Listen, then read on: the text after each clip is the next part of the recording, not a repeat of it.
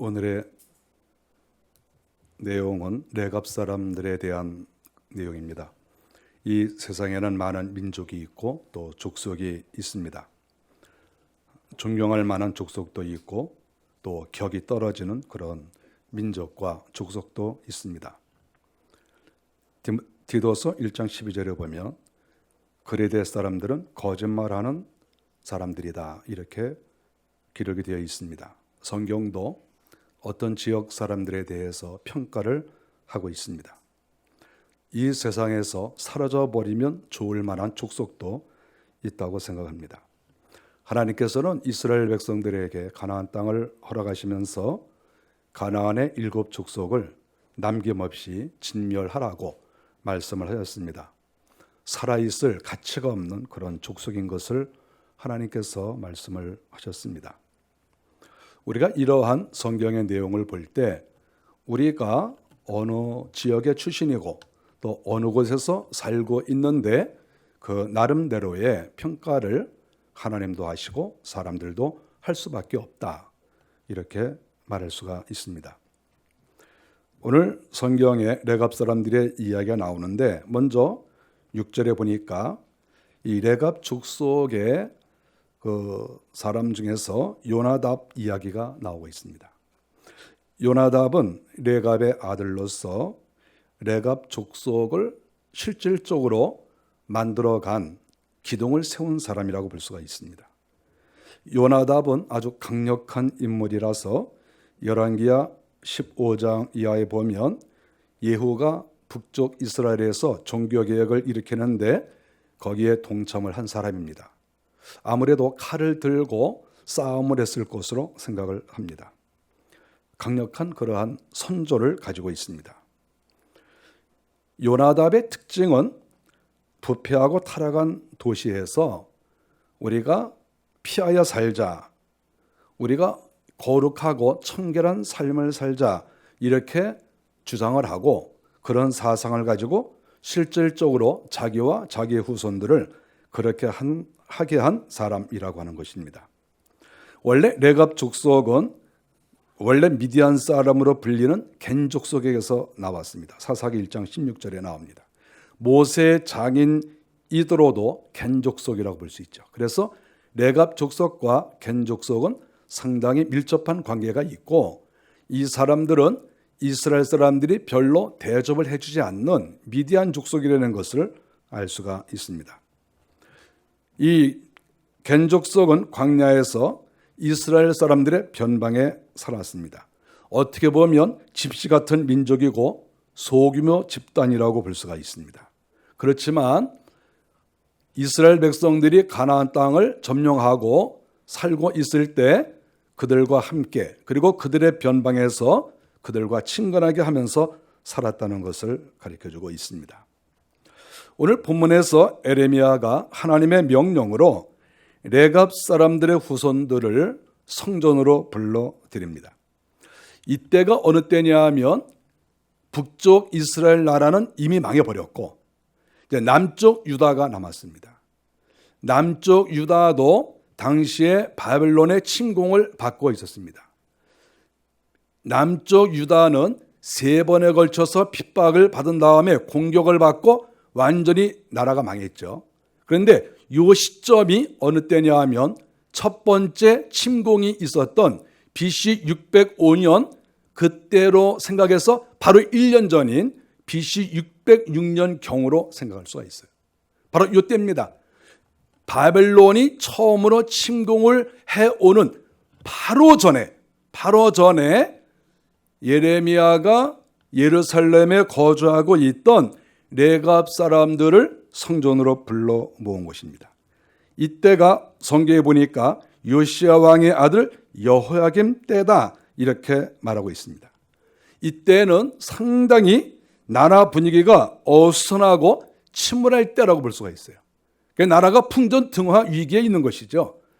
그 나라 자체도 하나님 앞에 제대로 된 제사가 되지 않고 다 제사장도 타락하고 서기관도 타락하고 지도자들도 타락하고 또 강력한 바벨론은 쳐들어온다는 소식을 우리가 듣고 있고 완전히 그러한 상황이죠. 이러한 때에 레갑 사람들이 예루살렘에 바로 이렇게 와서 거주하기 시작한 거예요. 얼마 되지 않았습니다. 원래는 변방에 살고 있는 레갑 족속인데 마침 이렇게 나라가 망해가는 이런 시점에 예루살렘에 들어온 거예요. 들어와 있었을 때 하나님께서 예레미야에게 말씀했습니다. 예레미야야, 지금 레갑 족속들이 예루살렘에 지금 거주한 지 몇 개월 되고 있는데 그 사람들을 성전으로 불러들여라. 왜 그렇습니까? 성전에는 아무나 들어오는 게 아닌데요. 아니 그래도 레갑 족속은 들어오라고 해라. 그래서 예레미야는 하나님의 명령에 따라서 레갑 족속을 성전으로 불러들였습니다. 성전에는 부석 건물에 방이 한 30개 정도 됩니다. 그 가운데 넓은 방이 하나 있는데 그 방으로 불러들였습니다. 그 방의 주인은 하나님의 아들들의 방이라고 성경에 기록이 되어 있습니다. 아주 넓은 방이지요. 그 방에 레갑 사람들을 다 불러 모았습니다. 하나님께서 명령을 하셨습니다. 예레미야에게 야, 레갑 사람들이 다 모였느냐? 그랬으면 이제 그들에게 포도주를 마시라고 하라. 이렇게 명령을 내렸습니다. 예레미야는 아니 하나님, 성전에서 포도주를 마시다니요? 이게 무슨 말씀입니까? 예레미야도 하나님 앞에 상당한 의문이 있겠죠. 그러나 하나님의 명령은 어떤 걸 하느라도 어길 수가 없습니다. 그래서 예레미야가 포도주를 가지고 와서 레갑 사람들에게 포도주를 마시라고 했습니다. 한 잔씩 한 잔씩 따라줬겠죠. 내가 주는 것이다. 선지자가 주는 것이다. 너희들 이거 마셔라. 그리고 레갑 사람들에게 포도주를 건넸습니다. 예레미야는 자기가 이렇게 한 것이 아니라 하나님의 명령이에요. 그러니까 하나님의 명령이다 이렇게 말하면서 당연히 주었을 것이죠. 그랬을 때 놀랍게도 성경에 보니까 이들은 마시지 않겠다. 오늘 성경 6절에 보니까 그렇게 얘기를 했습니다. 마시지 않겠다. 여기서 이 마시라고 하는 이 말은 이제 히브리어로는 사카라는 말인데 이게 맛만 살짝 보내는 게 아니라 이 포도주를 완전히 들이키려는 것이죠. 아주 꿀꺽꿀꺽 마셔라. 이제 이러한 말씀이에요. 그랬을 때 이 레갑 족속들은 마시지 않겠습니다. 하나님의 명령인데 예레미야 그 대선지자의 명령이고 성전에서의 명령이에요. 자기들이 성전에 들어올 수도 없는 존재들이고 또 들어왔을 때에는 성전에서 인도하는 지도자들의 말을 듣는 게 정상 아니겠어요? 자기들은 완전히 약자 아닙니까? 그런데 이런 예레미야의 말을 그들은 우리가 마시지 않겠습니다. 이렇게 하면서 듣지를 않았습니다. 레갑 족속이 예레미야의 말을 듣지 않은 이유가 나옵니다. 6절에 보니까 레갑의 아들 우리 손조 요나답이 자기들에게 명령한 것 때문이라고 얘기를 했습니다. 여기에서 요나답은 최소한도 한 200~300년 전 사람이죠.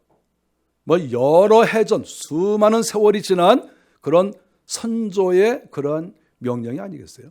최소한도 200년이 넘은 그러한 것이죠. 그런데 이 요나답이 살아있으면서 그 후손들을 불러놓고 한 말이 뭐냐 하면 너희와 너희 자손은 영원히 포도주를 마시지 말라. 그러니까 선조가 말을 한 거예요. 그리고 너희가 집도 짓지 말라. 유목생활을 하라는 것이죠. 집 짓고 살지 말라. 그런데 너무 탐하지 말라. 파종도 하지 말라. 포도원을 소유하지도 말라. 이렇게 선조가 명령을 했습니다. 너희는 평생토록 장막에 살아라. 7절에 보니까 또 그렇게 말씀을 했어요. 좋은 집에 살지도 말고 한 곳에 정착해서 너희들이 뿌리를 내리고 살지도 말고 언제든지 바람 부는 대로 언제든지 너희들이 천막을 걷어서 떠나갈 수 있는 그러한 삶을 살아라. 너희가 이 땅에 너무 미련을 두지 말라. 이 땅에서 너희가 잘 살려고 하지도 말라. 너희가 이 땅에서 대단한 존재가 되려고 하지도 말라. 중요한 것은 너희가 하나님 앞에서 깨끗하고 거룩하고 진실되게 살아라. 바로 이러한 명령을 요나답이 자기의 후손들에게 했고 그 후손들이 세월이 아무리 지나가도 그 선조의 말대로 실천을 해 나갔다고 하는 것입니다. 사람의 말이 이렇게 힘이 있을 수가 없어요. 저도 부모가 있고 저도 자식이 있고 저도 이 땅에서 가르쳐도 보고 벌써 오랫동안 이렇게 인생을 사는데 어떤 특정한 사람의 말이 이렇게 마음에 박히는 것이 쉽지 않습니다. 정말 어떤 분이 그렇게 말씀하셨는데 내가 그것을 실천해야지 이런 생각을 갖기가 쉽지 않고 또 서로 생각을 했더라도 기억이 난다 할지라도 그것을 실행해 나가는 것이 쉬운 게 아닙니다.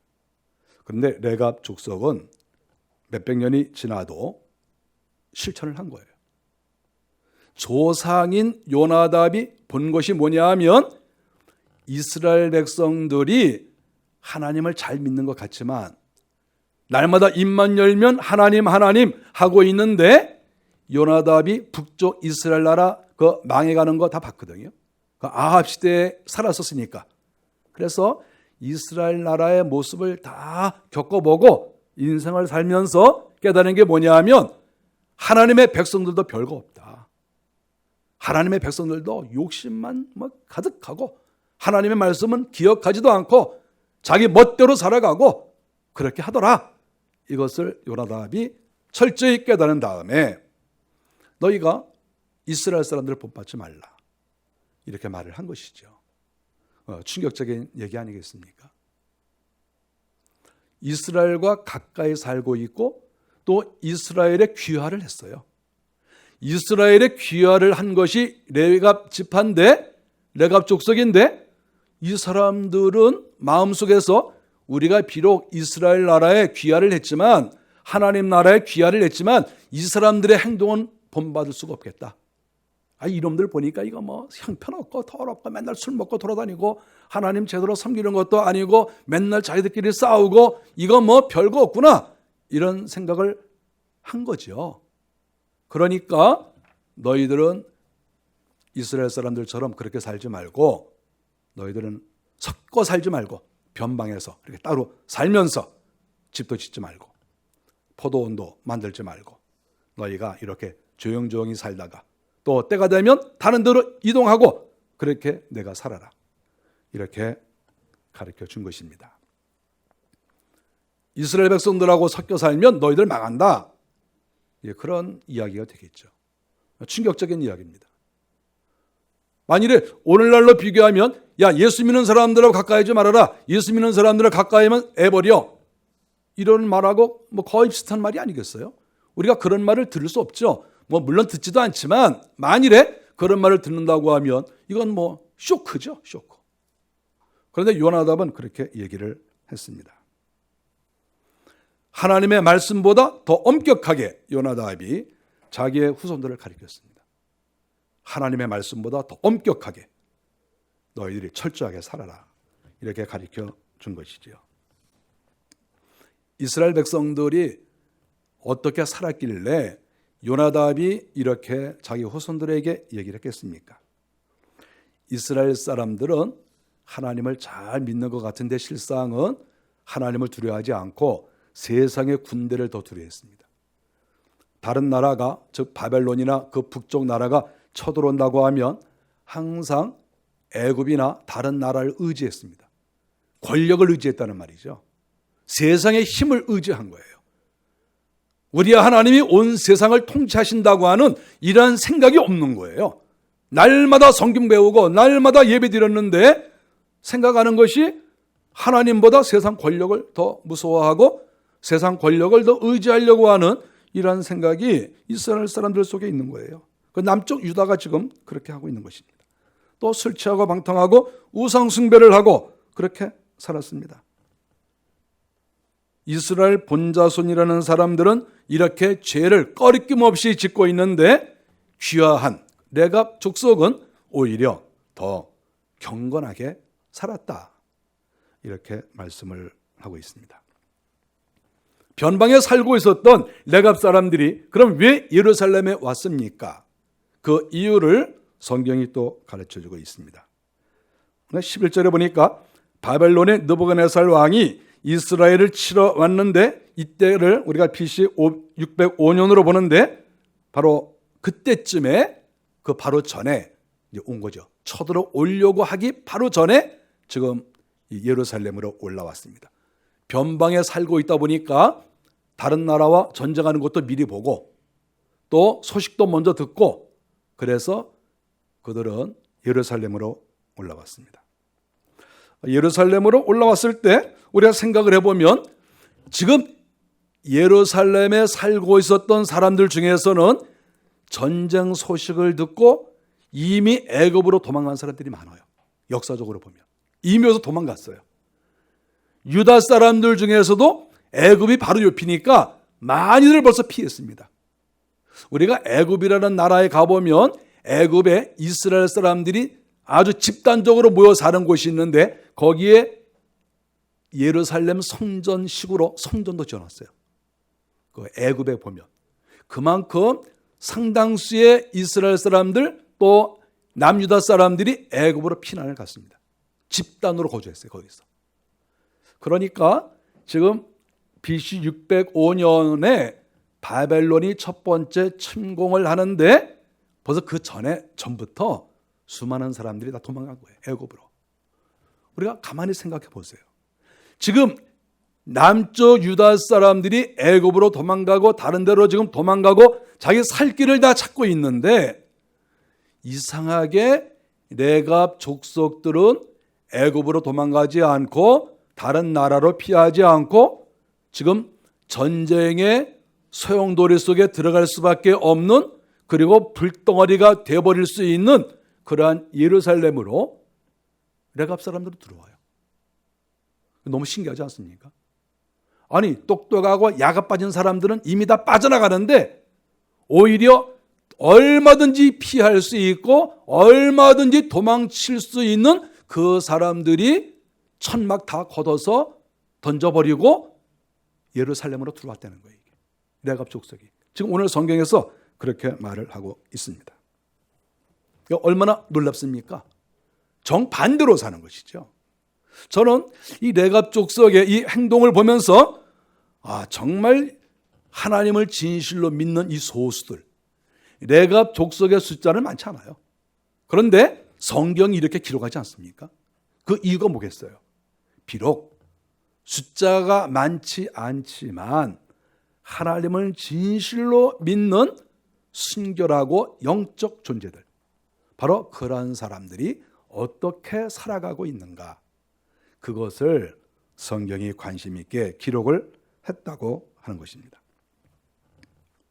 우리가 여기서 또 레갑 족속이 예루살렘으로 들어온 이유를 우리가 보면서 한편으로는 비록 자신들은 원래 출신은 미디안 족속이지만 그래도 자기들은 유다 나라에 귀화를 했기 때문에 나라가 어려울 때, 전쟁이 임박했을 때 우리는 도망치지 않고 나 살 길을 찾아서 가지 않고 남쪽 유다와 이스라엘 나라와 운명을 같이 하겠다. 이런 마음으로 그들이 예루살렘으로 들어왔다. 이렇게 생각을 합니다. 또 하나는 포도주를 마시지 않은 이유가 무엇이겠습니까? 우리가 포도주를 마시지 않겠다 하는 이유가 무엇이겠어요? 그것은 레갑 족속의 마음은 그렇습니다. 지금 제 생각은 그래요. 레갑 족속이 예루살렘에 올라와 보니까 제사상도 다 썩었고 서기관들도 다 형편없고 지도자들도 전부 실속만 차리고 자기 이익만 찾아서 정치하고 다 그런 걸 본 거죠. 얼마나 답답하고 화가 나겠습니까? 비판도 얼마든지 할 수 있겠죠. 그러나 아무런 그런 어떤 행동도 하지 않고 조용히 그들이 거기에서 함께 했다는 것이죠. 조용히 자기들의 정절을 지키면서, 영적 정절을 지키면서, 하나님을 바라보면서, 그리고 포도주에 취하지 않으면서 잘 지내고 있는 것이죠. 저는 한편 또 이런 생각도 같습니다. 에레미야가 포도주를 마시라 그랬을 때 우리 안 마십니다 그러면서 어떤 생각을 가졌을까, 이런 생각을 해봤습니다. 그랬을 때 아마 이런 말을 했을 가능성이 있어요. 에레미야여, 지금 우리가 이곳에 온 지가 몇 달 됐습니다. 우리는 요나답의 명령에 따라서 지금까지 장막도 짓지 않고 우리가 집도 짓지 않고 포도원도 갖지 않고 포도주도 마시지 않으면서 이렇게 우리가 변방에서 지금까지 살았는데, 우리가 예루살렘에 올라왔다고 우리가 그러한 우리 조상이 가르쳐준 그 욕심을 버린 순결한 생활을 우리가 청산한 게 아닙니다. 우리가 지금 예루살렘에 올라왔다고 우리의 모든 신앙과 우리의 모든 생각을 청산한 것 같습니까? 아닙니다. 우리가 여기에 올라왔어도 여기에 살고 있는 사람들하고 똑같이 살지 않습니다. 비록 예루살렘이 타락하고 예루살렘이 형편없고 예루살렘이 하나님의 심판을 받을 수밖에 없는 이런 구조를 가지고 있지만, 그러나 우리들은 우리의 원래 가지고 있던 그러한 신앙생활, 원래 가지고 있던 그러한 행동, 이거 우리 절대 포기하지 않습니다. 우리가 그대로 가지고 있겠습니다. 그러니까 우리가 포도주 안 마십니다. 여기 사람들은 뭐 성전에서나 아무 데서나 술 마시고 뭐 떠들고 놀고 그렇게 하지만 우리 그렇게 못합니다. 그러면서 이런 말도 한마디 더 하지 않았을까요? 이 나라가 안정이 되고 이 나라가 또 정상화가 되면 우리는 또다시 예루살렘에 머무는 게 아니라 옛날로 다시 돌아가서 우리가 변방으로 내려가겠습니다. 거기서 천막 짓고 거기서 양 키우면서 거기서 조용히 하나님 바라보면서 우리가 욕심 부리지 않고 그리고 살겠습니다. 우리가 여기 뭐 잠깐 와 있다고 우리를 도매금으로 넘겨가지고 똑같이 우리를 예루살렘 사람처럼 대접을 하고 똑같이 취급하고 우리에게 술 마셔라 말라 이렇게 말씀하시는데 우리는 그거 따라갈 수가 없습니다. 이렇게 레갑 사람들이 예레미야 선지자에게 이야기를 했을 것으로 저는 그렇게 생각을 합니다. 거기에 와 있다고 자기들의 생활을 포기한 게 아니라 자기들의 생활이 이제는 지겹고 재미가 없어서 재미있는 타락 생활을 하는 예루살렘으로 온 게 아니라 자기들이 온 목적은 나라가 어려우니까 함께 동참하고 조금이라도 힘이 되기 위해서 온 것이지 우리의 생활을 포기하려고 온 게 아니다. 그것을 여기서 명확하게 밝히고 있다. 이렇게 생각을 합니다. 우리가 잘 아는 다니엘 선지자는 605년 정도 바벨론이 침공했을 때 그 시점에 포로로 잡혀갔습니다. 아마 저는 즐거운 상상을 해봅니다. 아마 이때 그 성결하게 살았던 레갑 사람들이 예루살렘에 거주하고 있다. 그리고 성전에도 가서 예배를 드린다. 이런 이야기를 들었을 때 다니엘이 한번 가지 않았을까? 이런 마음을 갖습니다. 다니엘은 청년 시절에도 아주 믿음이 좋았으니까 다니엘이 그 좁은 예루살렘에 있으면서 얘기를 못 들었겠어요? 그때 뭐 인구가 얼마 되지도 않았는데. 그러니까 아마 다니엘은 레갑 사람들 찾아가서 인사도 하고 서로 또 대화도 하고 함께 기도도 하고 뭐 그러지 않았겠어요? 뭐 그런 상상 뭐 할 수 있는 거 아니겠습니까? 왜냐하면 똑같은 시점이니까. 그 유명한 다니엘과 레갑 사람들은 똑같은 장소에서 똑같은 시대에서 똑같은 상황 속에서 함께 거했다. 그리고 똑같은 사상을 가지고 있었다 하는 것을 우리가 알 수 있습니다. 하나님께서는 이스라엘 본자손보다 레갑 사람들을 무척 사랑하셨습니다. 본자손이면 뭐합니까? 하나님께 예배를 제대로 드리지도 않고 맨날 술 취하고 이 땅에서 편안하게 살고 이 땅에만 욕심이 가득하고 본자손이라고 해도 그러면 미워요. 미운 거예요. 그런데 레갑 사람들은 본자손이 아닌데도 본자손보다 더 하나님을 잘 섬기고 성결 생활을 하고 세상에 욕심을 부리지 않고 이렇게 살아가니까 얼마나 하나님께서 레갑 사람을 좋아하셨겠습니까? 그래서 성경에는 레갑 사람들의 그 숫자가 상당히 적은 걸로 알고 있지만 여러 군데에서 레갑 사람들 이야기, 겐족서 이야기를 하고 있는 거예요. 그것은 그만큼 하나님께서 관심이 많으시다 하는 것을 생각합니다. 에레미야가 이 레갑 사람들과 대화를 나누다가 어떤 생각을 가졌을까? 이건 제 생각이에요. 성경에는 없으니까. 이렇게 포도주를 마셔라. 그래도 안 마시겠습니다. 우리는 정절을 지키겠습니다. 우리는 세상을 바라보지 않습니다. 우리는 하나님 말씀대로 살겠습니다. 완전히 결연한 의지를 딱 보였을 때 에레미야의 마음이 어땠을까?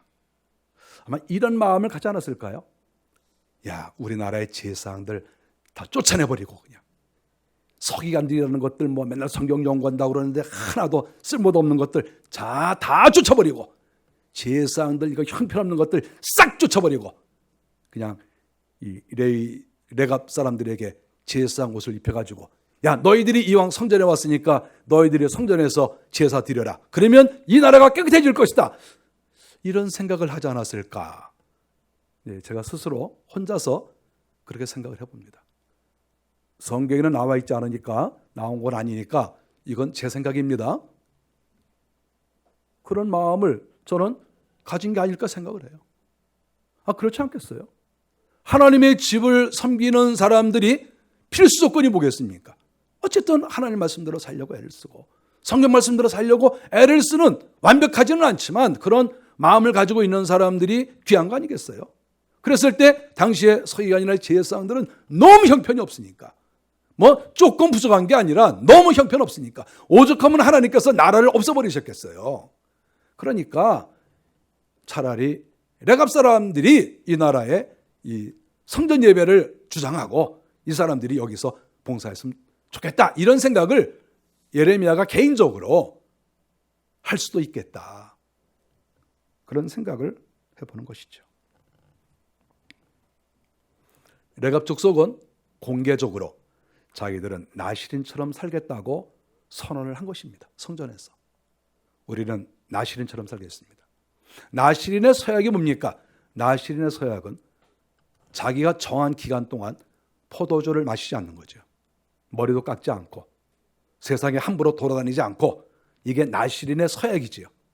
지금 레갑 족속은 나시린의 서약을 하는 사람들이 거의 없는 요 시점에, 나라가 망해가는 요 시점에 공개적으로 우리는 나시린처럼 살겠습니다, 이렇게 선언한 것과 똑같다, 이렇게 얘기를 할 수가 있습니다. 하나님께서는 이러한 레갑 족속에게 큰 은혜를 내려주실 것으로 생각을 합니다. 얼마 지나지 않아서 예루살렘 성에 큰 바벨론 나라의 공격이 있었고 많은 사람들이 포로로 잡혀갑니다.